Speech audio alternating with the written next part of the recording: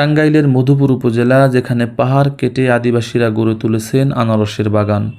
শত শত বিঘা জুড়ে চাষ হচ্ছে ক্যালেন্ডার, জলডুগি সহ নানা জাতের আনারস, যা এখন প্রায় সারা বছরই পাওয়া যায়।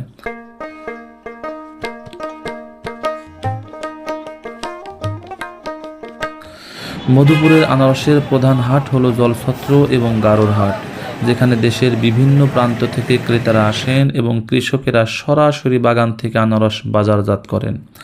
জলছত্রর মাগন্তীনগর ও মজিদ বাস স্ট্যান্ডের গ্রামগুলো আনারসের ক্ষেত দিয়ে ঢাকা।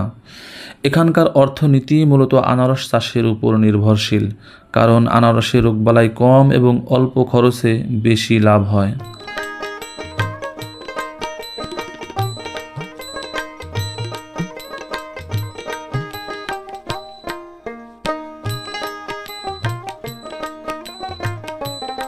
আনারস 12 মাস পাবেন। এটা হলো এখন আমরা বলি ক্যালেন্ডার। আবার মনে করুন এই আশ্বিন কার্তিক মাসে ফাল্গুন চৈত্রে এইভাবে জলডঙ্গি, সেগুলো কোথায়?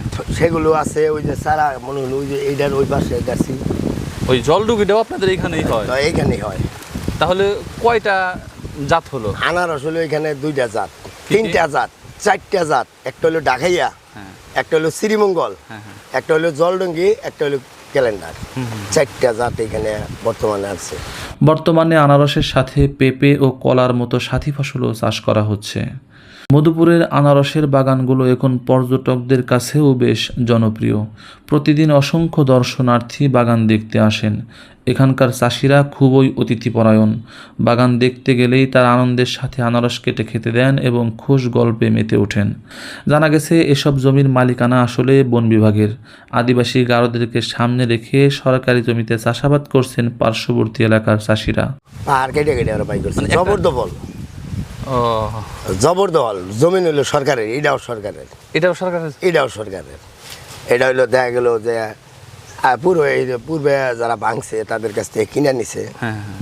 মনে করুন এখানে তো মনে করুন জন্মস্থানীয় কেউ নাই, বিভিন্ন জায়গায় থেকে আইসা জায়গা জমিন কিনা বাড়ি টাড়ি করছে। মধুপুরের আনারস কেবল একটি ফল নয়, এটি এখানকার মাটি ও মানুষের পরিশ্রম, উদ্ভাবনী শক্তি এবং আতিথেয়তার প্রতীক।